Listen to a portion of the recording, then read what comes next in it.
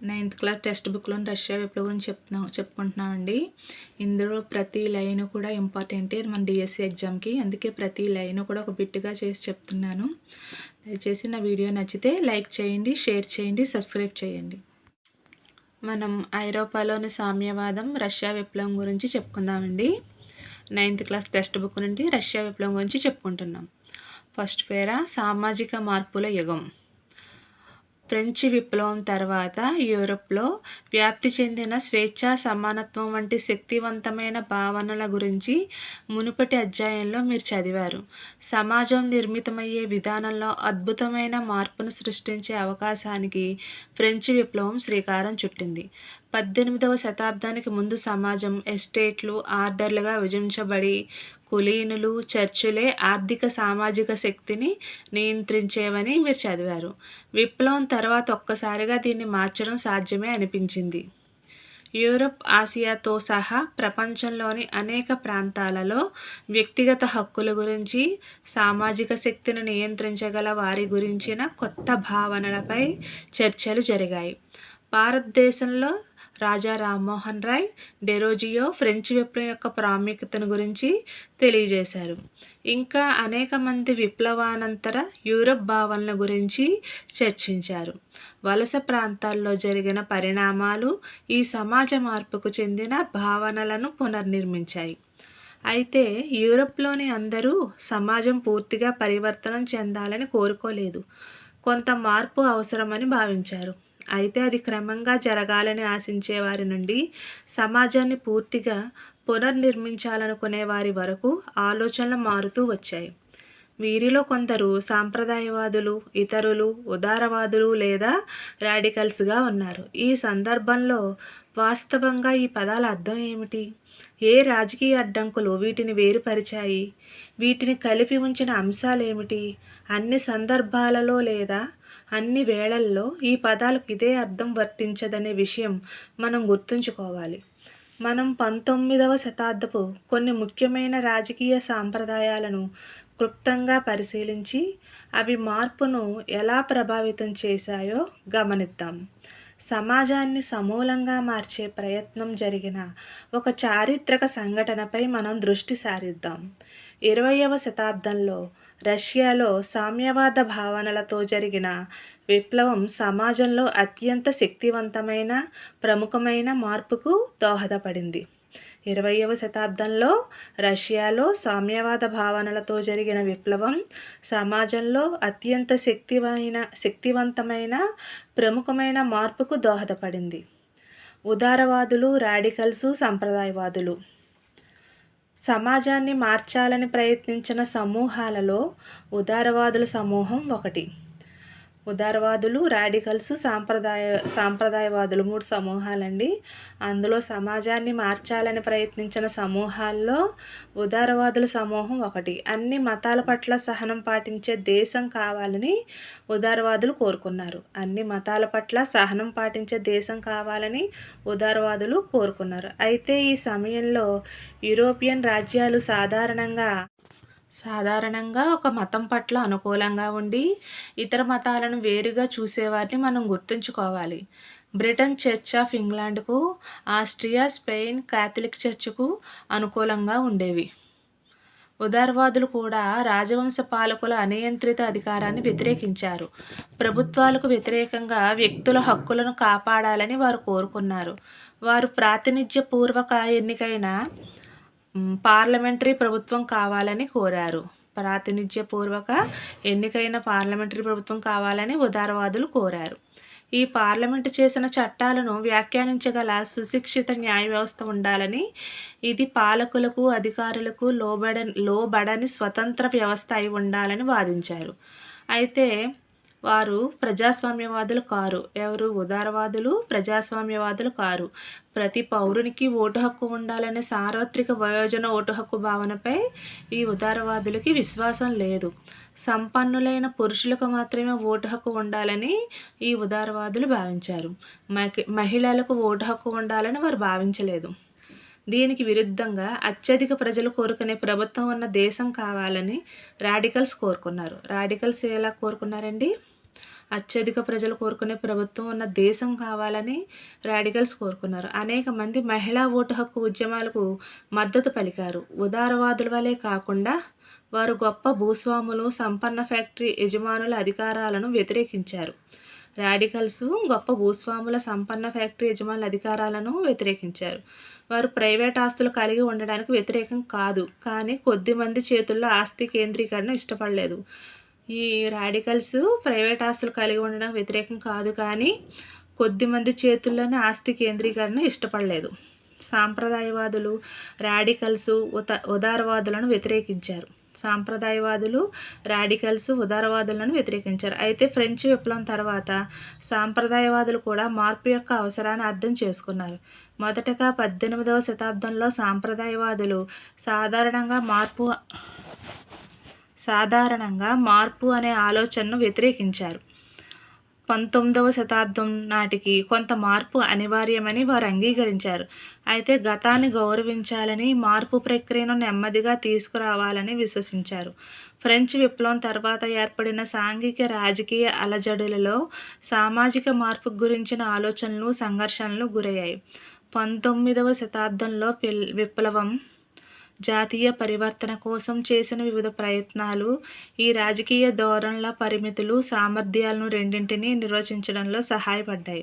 French విప్లవం తర్వాత ఏర్పడిన సాంఘిక రాజకీయ అలజడులలో సామాజిక మార్పును గురించి ఆలోచనలు, సంఘర్షణలకు గురయ్యాయి. 19వ శతాబ్దంలో విప్లవం రాజకీయ పరివర్తన కోసం చేసిన వివిధ ప్రయత్నాలు ఈ రాజకీయ ధోరణుల పరిమితులు, సామర్థ్యాలను రెండింటినీ నిర్వచించడంలో సహాయపడ్డాయి. పారిశ్రామిక వర్గం, సామాజిక మార్పు ఈ రాజకీయ ధోరణులు మారిన కాలానికి సంకేతాలుగా నిలిచాయి. ఇది తీవ్రమైన సామాజిక, ఆర్థిక మార్పులకు లోనైన కాలం. ఈ కాలంలో కొత్త నగరాలు ఏర్పడి, కొత్త పారిశ్రామిక ప్రాంతాలు అభివృద్ధి చెంది, రైల్వేలు విస్తరించాయి. పారిశ్రామిక విప్లవం జరిగింది. పారిశ్రామికీకరణ పురుషులు, మహిళలు, పిల్లలను కర్మాగారాలకు తీసుకువచ్చింది. తరచుగా పని గంటలు ఎక్కువగా ఉండి వేతనాలు తక్కువగా ఉండేవి. ముఖ్యంగా పారిశ్రామిక వస్తువులకు డిమాండ్ తక్కువ ఉన్న కాలంలో నిరుద్యోగం సాధారణ విషయమైంది. పట్టణాలు వేగంగా అభివృద్ధి చెందుతున్నందున గృహ నిర్మాణం, పారిశుద్ధ్యం సమస్యగా మారాయి. ఉదారవాదులు రాడికల్స్ ఈ సమస్యల పరిష్కారాల కోసం శోధించారు. పట్టణాలు వేగంగా అభివృద్ధి చెందుతున్నందున గృహ నిర్మాణం, పారిశుద్ధ్యం అనేవి సమస్యలుగా మారాయి. ఉదారవాదులు రాడికల్స్ ఈ సమస్యల పరిష్కారాల కోసం శోధించారు. ఈ చిత్రం చూడండి. 19వ శతాబ్దపు మధ్యకాలంలో సమకాలీనులు చూసిన లండన్ పేదలంట వీరంతా. పేర చూద్దాం. దాదాపు అన్ని పరిశ్రమలు వ్యక్తిగత ఆస్తులుగా ఉండేవి. ఉదారవాదులు రాడికల్స్ తరచుగా ఆస్తి యజమానులుగాను, ఉద్యోగాలు ఇచ్చేవారుగా ఉన్నారు. ఉదారవాదులు రాడికల్స్ తరచుగా ఆస్తి యజమానులుగాను, ఉద్యోగాలు ఇచ్చేవారుగా ఉన్నారు. వాణిజ్యం లేదా పారిశ్రామిక సంస్థల ద్వారా సంపదను సమీకరించే ప్రయత్నాలను ప్రోత్సహించాలని వారు భావించారు.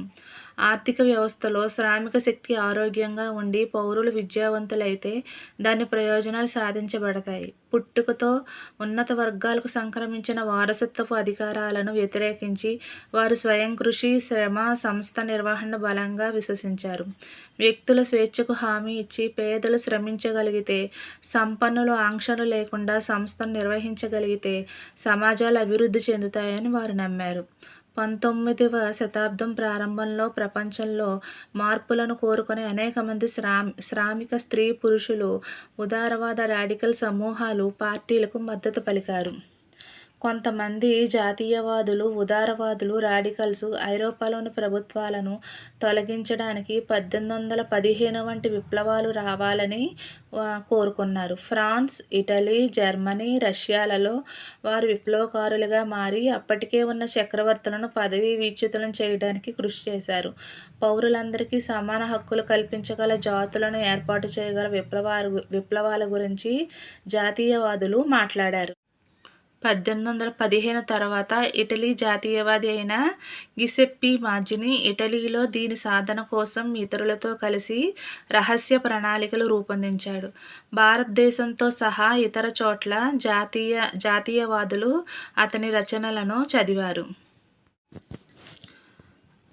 ఐరోపాలో సామ్యవాదం, రష్యా విప్లవం పేర చూద్దామండి. అందులో సామాజిక మార్పుల యుగం అనే పేరాను చూద్దాము. 1. ఫ్రెంచ్ విప్లవం తర్వాత యూరోప్లో ఎటువంటి భావనలు వ్యాప్తి చెందాయి? స్వేచ్ఛ, సమానత్వం అనే శక్తివంతమైన భావనలు వ్యాప్తి చెందాయి. ఫ్రెంచ్ విప్లవం తర్వాత స్వేచ్ఛ, సమానత్వం అనే శక్తివంతమైన భావనలు వ్యాప్తి చెందాయి. 2. సమాజం నిర్మితమయ్యే విధానంలో అద్భుతమైన మార్పును సృష్టించే అవకాశానికి ఏ విప్లవం శ్రీకారం చుట్టింది? ఫ్రెంచ్ విప్లవం శ్రీకారం చుట్టింది. 3. 18వ శతాబ్దానికి ముందు సమాజాన్ని ఎవరు నియంత్రించేవారని మీరు చదివారు? 18వ శతాబ్దానికి ముందు సమాజాన్ని ఎస్టేట్లు, ఆర్డర్లుగా విభజించబడి కులీనులు, చర్చిల ఆధీనంలో ఆర్థిక, సామాజిక శక్తిని నియంత్రించేవారు. 4. యూరప్, ఆసియాతో సహా ప్రపంచంలో అనేక ప్రాంతాల్లో ఎవరి గురించిన కొత్త భావనలపై చర్చలు జరిగాయి? వ్యక్తిగత హక్కుల గురించి, సామాజిక శక్తిని నియంత్రించగల వారి గురించి చర్చలు జరిగాయి. 5. భారతదేశంలో ఎవరు ఫ్రెంచ్ విప్లవం యొక్క ప్రాముఖ్యతను గురించి తెలియజేశారు? రాజా రామ్మోహన్ రాయ్ డెరోజియో భారతదేశంలో ఫ్రెంచ్ విప్లవం ప్రాముఖ్యత గురించి తెలియజేశారు. 6. ఇంకా అనేక మంది ఏ భావనల గురించి చర్చించారు? విప్లవానంతర యూరప్ భావనల గురించి చర్చించారు. 7. ఏ ప్రాంతాల్లో జరిగిన పరిణామాలు ఈ సమాజ మార్పుకు చెందిన భావనలను పునర్నిర్మించాయి? వలస ప్రాంతాల్లో జరిగిన పరిణామాలు ఈ సమాజ మార్పుకు చెందిన భావనలను పునర్నిర్మించాయి. 8. యూరప్లోని అందరూ సమాజం పూర్తిగా పరివర్తనం చెందాలని కోరుకోలేదు, కానీ ఏమీ అవసరమని భావించారు. కొంత మార్పు అవసరమని భావించారు. 9. కొంత మార్పు అవసరమని, అది క్రమంగా జరగాలని ఆశించే వారి నుండి సమాజాన్ని పూర్తిగా పునర్నిర్మించాలనుకునే వారి వరకు వారి ఆలోచనలు మారుతూ వచ్చాయి. అయితే వారెవరు? వీరిలో కొందరు సాంప్రదాయవాదులు, మరికొందరు ఉదారవాదులు లేదా రాడికల్స్. 10. ఈ సందర్భంలో వాస్తవంగా సాంప్రదాయవాదులు, రాడికల్స్ పదాల అర్థం ఏమిటి? ఏ రాజకీయ అడ్డంకులు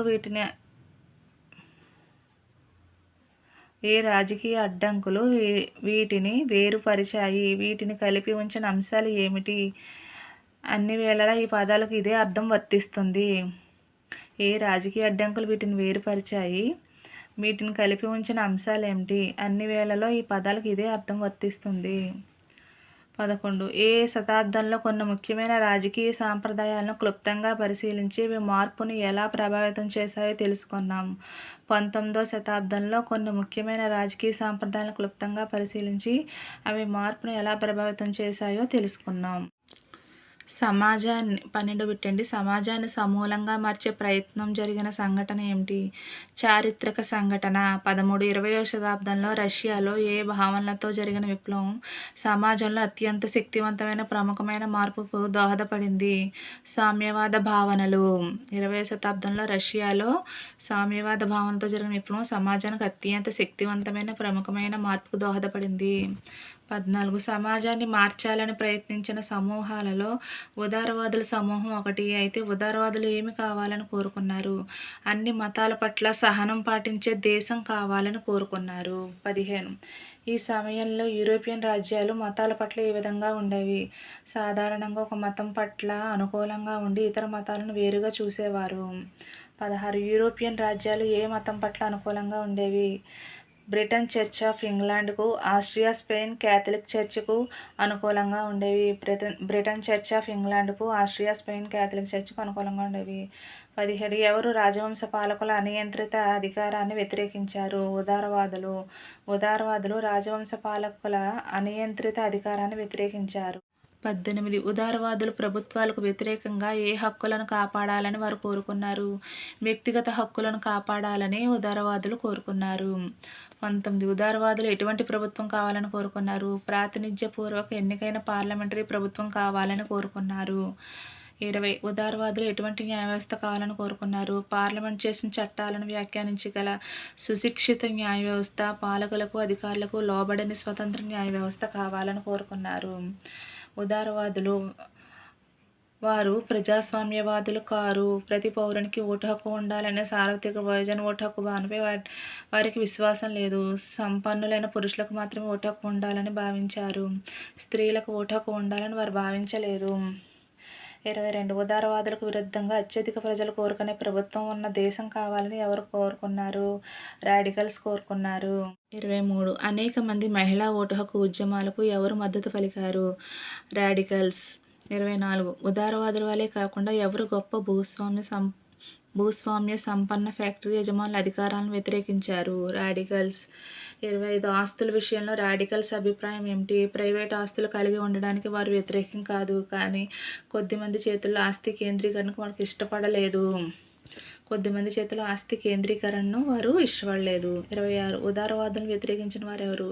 సాంప్రదాయవాదులు, రాడికల్స్. 27 ఫ్రెంచ్ విప్లవం తర్వాత ఎవరు మార్పు యొక్క అవసరాన్ని అర్థం చేసుకున్నారు? సాంప్రదాయవాదులు. 28 ఏ శతాబ్దంలో మొదటగా సాంప్రదాయవాదులు మార్పు అనే ఆలోచన వ్యతిరేకించారు? 18వ శతాబ్దంలో. 29 ఏ శతాబ్దం నాటికి కొంత మార్పు అనివార్యమని సాంప్రదాయవాదులు అంగీకరించారు? 19వ శతాబ్దం నాటికి మార్పు అవసరమని అంగీకరించారు. 30 సాంప్రదాయవాదులు ఏమని విశ్వసించారు? గతాన్ని గౌరవించాలని, మార్పు ప్రక్రియను నెమ్మదిగా తీసుకురావాలని విశ్వసించారు. 31 ఏ విప్లవం ఏర్పడిన తర్వాత సాంఘిక రాజకీయ అలజడులలో సామాజిక మార్పు గురించిన ఆలోచనలు సంఘర్షణలకు గురయ్యాయి? ఫ్రెంచ్ విప్లవం ఏర్పడిన తర్వాత. 32 19వ శతాబ్దంలో విప్లవం జాతీయ పరివర్తన కోసం చేసిన వివిధ ప్రయత్నాలు వీటిని నిర్వహించడంలో సహాయపడ్డాయి. రాజకీయ ధోరణుల పరిమితులు సామర్థ్యాలను రెండింటినీ నిర్వహించడంలో సహాయపడ్డాయి. పారిశ్రామిక వర్గం సామాజిక మార్పు. పేరా నుండి బిట్లండి. 1 ఈ రాజకీయ ధోరణులు మారిన కాలానికి ఎందుకు సంకేతాలుగా నిలిచాయి? ఇది తీవ్రమైన సామాజిక ఆర్థిక మార్పులకు లోనైన కాలం. ఈ కాలంలో కొత్త నగరాలు ఏర్పడి కొత్త పారిశ్రామిక ప్రాంతాలు అభివృద్ధి చెందాయి. రైల్వేలు విస్తరించాయి. పారిశ్రామిక విప్లవం జరిగింది. 2 పారిశ్రామికీకరణ ఎవరిని కర్మాగారాలకు తీసుకుని వచ్చింది? పురుషులు, మహిళలు, పిల్లలను తీసుకువచ్చింది. 3 కర్మాగారాల్లో పని గంటలు, వేతనాలు ఏ విధంగా ఉండేవి? తరచుగా పని గంటలు ఎక్కువగా ఉండేవి, వేతనాలు తక్కువగా ఉండేవి. 4 ముఖ్యంగా పారిశ్రామిక వస్తువులకు డిమాండ్ తక్కువ ఉన్న కాలంలో ఏది సాధారణ విషయం? నిరుద్యోగం సాధారణ విషయము. 5 పట్టణాలు వేగంగా అభివృద్ధి చెందుతున్నందున ఏవి సమస్యలుగా మారాయి? గృహ నిర్మాణం, పారిశుద్ధ్యం సమస్యలుగా మారాయి.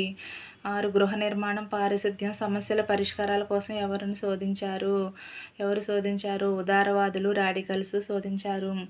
7 అన్ని పరిశ్రమలు ఎటువంటి ఆస్తులుగా ఉండేవి? వ్యక్తిగత ఆస్తులుగా ఉండేవి. 8 తరచుగా ఆస్తి యజమానులుగాను ఉద్యోగాలు ఇచ్చేవారుగా ఎవరు ఉన్నారు? ఉదారవాదులు, రాడికల్స్ ఉన్నారు. 9 ఏ సంస్థల ద్వారా సంపదను సమీకరించే ప్రయత్నాలను ప్రోత్సహించాలని ఉదారవాదులు, రాడికల్స్ భావించారు? వాణిజ్యం లేదా పారిశ్రామిక సంస్థల ద్వారా సంపదను సమీకరించే ప్రయత్నాలను ప్రోత్సహించాలని ఉదారవాదులు, రాడికల్స్ భావించారు. 10 పారిశ్రామిక సంస్థల ప్రయోజనాలు ఏ విధంగా సాధించబడతాయి? ఆర్థిక వ్యవస్థలో శ్రామిక శక్తి ఆరోగ్యంగా ఉండి పౌరులు విద్యావంతులైతే పారిశ్రామిక సంస్థల ప్రయోజనాలు సాధించబడతాయి. 11 పుట్టుకతో ఉన్నత వర్గాలకు సంక్రమించిన వారసత్వ అధికారాలను వ్యతిరేకించి వీటిని విశ్వసించారు?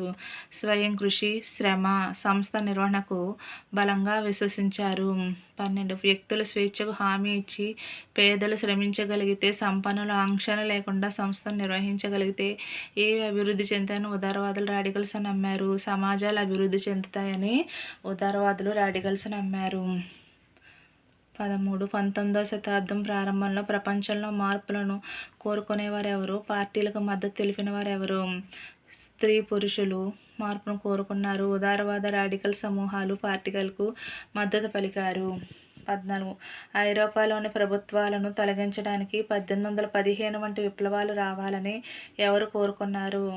జాతీయవాదులు, ఉదారవాదులు, రాడికల్స్. జాతీయవాదులు, ఉదారవాదులు, రాడికల్స్ ఐరోపాలోని ప్రభుత్వాన్ని తొలగించడానికి 1815 వంటి విప్లవాలు రావాలని కోరుకున్నారు. 15 అప్పటికే ఉన్న చక్రవర్తులను పదవీ విచ్యుతులను చేయడానికి ఎవరు కృషి చేశారు? ఫ్రాన్స్, ఇటలీ, జర్మనీ, రష్యాలలో వారు విప్లవకారులుగా మారి కృషి చేశారు. అప్పటికే ఉన్న చక్రవర్తులను పదవీ విచ్యుతులు చేయడానికి ఫ్రాన్స్, ఇటలీ, జర్మనీ, రష్యాలలోని వారు విప్లవకారులుగా మారి కృషి చేశారు. 16 పౌరులందరికీ సమాన హక్కులు కల్పించగల ఏ విప్లవాల గురించి జాతీయవాదులు మాట్లాడారు? జాతులను ఏర్పాటు చేయగల విప్లవాల గురించి జాతీయవాదులు మాట్లాడారు. 1815 తర్వాత ఇటలీ జాతీయవాది అయిన గిసెప్పి మాజిని ఇటలీలో ఇతరులతో కలిసి వేటిని రూపొందించాడు? రహస్య ప్రణాళికలను రూపొందించాడు. 18 భారతదేశంతో సహా ఇతర చోట్ల జాతీయవాదులు ఎవరి రచనలను చదివారు? ఇటలీ జాతీయవాది అయిన గిసెప్పి మాజిని.